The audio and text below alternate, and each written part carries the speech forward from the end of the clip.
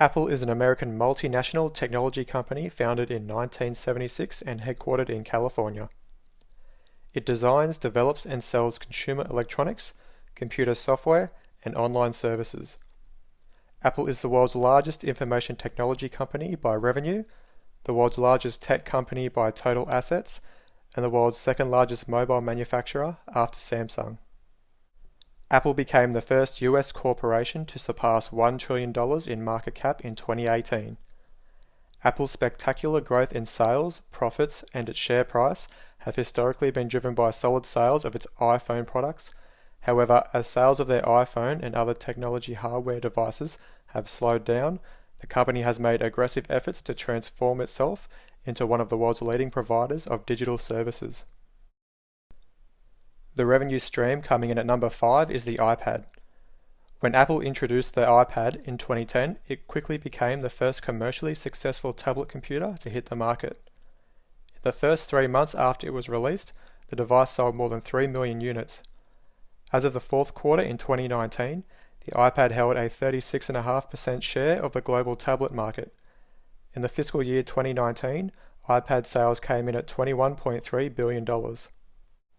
The iPad lineup now consists of the standard iPad, iPad mini, iPad Air, and iPad Pro, which is slowly attempting to take the place of a laptop. Apple sells keyboards and Apple Pencil accessories that connect directly to the iPad via internal magnets. Next up at number 4 is the Mac. Apple's personal computer business built around the Mac generated sales of $25 billion in fiscal year 2019. Mac's contribution to Apple's growth has consistently fallen as the personal computer industry has experienced slowing demand worldwide. The Apple Mac lineup now consists of the iMac, the Mac Mini, MacBook Pro, the Mac Pro, and the MacBook Air. Apple sells a variety of computer accessories for Macs including the Thunderbolt display, Magic Mouse, Magic Trackpad, and Magic Keyboard. For the fourth quarter of fiscal year 2019, Mac products only accounted for approximately 11% of the company's revenue. However, from a strategic perspective, Apple's personal computer business is very important for the company because it's part of the broad interlinked product family running on the iOS operating system. If you're enjoying this style of video, feel free to give it a like to let me know and subscribe for more. At number 3, we have wearables, home, and accessories. Apple's wearables, home, and accessories segment is made up of devices such as AirPods, Apple Watch, and HomePods. This segment posted $24.5 billion in sales in fiscal year 2019. Apple has been ramping up the release of products in this category, with the second generation of AirPods, the company's popular wireless headphones, launched in the first half of 2019, and the noise-cancelling AirPod Pro wireless headphones, launched in October 2019. The wireless headphone market is growing fast. In 2019, it was valued at $2.5 billion. Between 2020 to 2027, it's set to increase at a compound annual growth rate of 20.3%. Apple currently dominates the wireless headphone space, making up over a third of the global market share. The company is expected to sell 82 million units by the end of 2020. Despite this, it's important to note that Apple's dominance has decreased significantly in 2020 compared to 2019, when it captured over 50% of the global market. Apple's decline is likely due to the emergence of cheaper alternatives from other companies which offer comparable products at about half the cost of Apple's AirPods. Health and wellness have been top priorities among consumers recently, which has had a positive impact on the global smartwatch market. In the first half of 2020, it's shown a 20% growth in revenue compared to the previous year. Like wireless headphones, Apple dominates the smartwatch market in both volume and value. When looking at global shipments in Q2 2020, the company makes up 30% of the market share. However, in terms of revenue, Apple's piece of the pie rises to 50%. Coming in at number 2 is Apple Services. Apple's focus is now shifting as in recent years iPhone sales have begun to plateau, and now Apple's services business, which encompasses everything from the App Store to licensing deals, is being positioned as its next big frontier for revenue growth. More than ever, Apple wants to sell people constant, ongoing subscriptions for things they can do on their phones. Apple Music is arguably the highest profile entry in Apple's services business, launched in 2015 after Apple bought and rebranded Beats Music.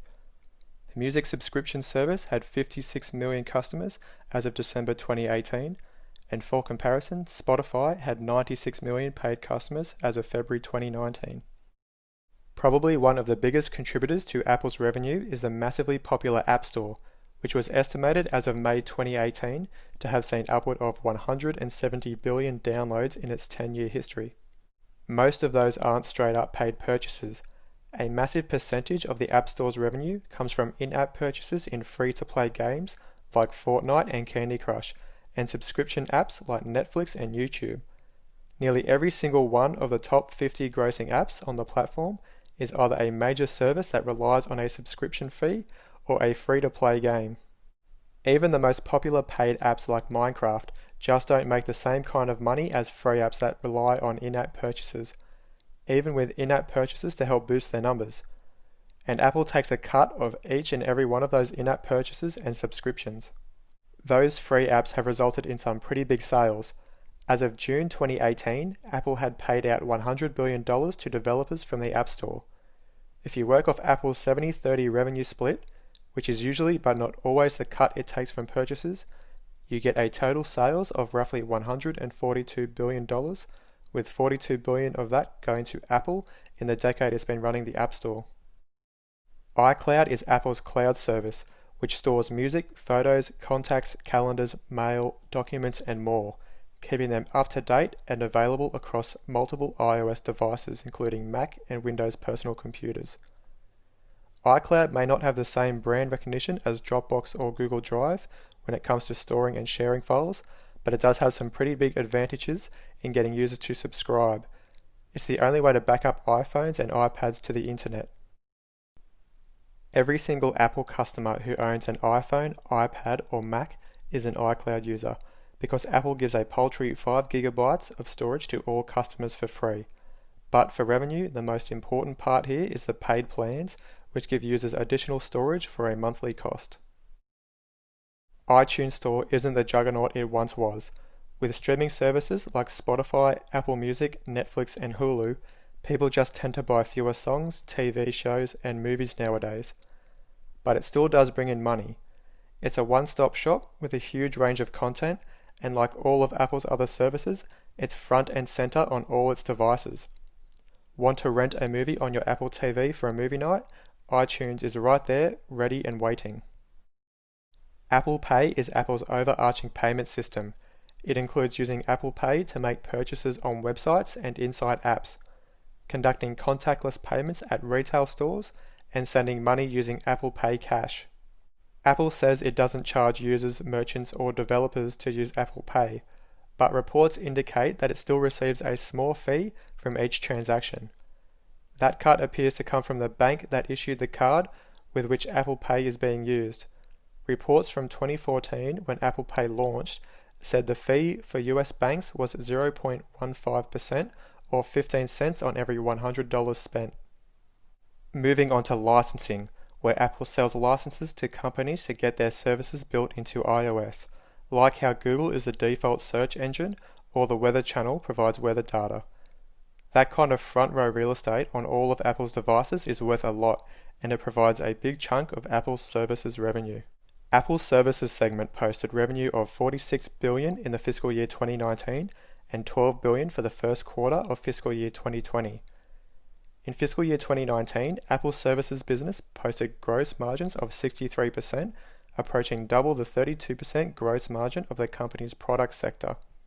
In 2010, Apple's services business generated $5 billion in revenue. Over the next 2 years, it nearly doubled to $10.2 billion. Quarterly services revenue has skyrocketed since then, and Apple's CEO Tim Cook has made it a goal to speed up that growth. According to Apple, there are over 450 million paid subscriptions on Apple's platform. The performance of these new services, including Apple Arcade and Apple TV Plus, are now reflected for the first time in the financial results for Q1 2020, and I would not be surprised if Apple's services segment becomes their largest revenue source, as there is so much more room to grow in these areas. Finally coming in at number 1 is the iPhone. At the Macworld Conference and Expo in 2007, Steve Jobs introduced the long-anticipated iPhone, a convergence of an internet-enabled smartphone and iPod. The iPhone lineup contains the standard iPhone, iPhone mini, iPhone Pro Max, and the more affordable iPhone SE. Apple's core product, the iPhone, has ranked amongst the top 5 smartphone vendors in the world since 2009. For the first fiscal quarter of 2020, iPhone sales were $56 billion. Overall, Apple's reported profit and revenue for the quarter were significantly higher than Wall Street analysts had predicted. This was partially due to the popularity of the new iPhone models. The first quarter of the fiscal year is a very important period for Apple because it covers the holiday season and the 3 most lucrative months of the year, October, November, and December.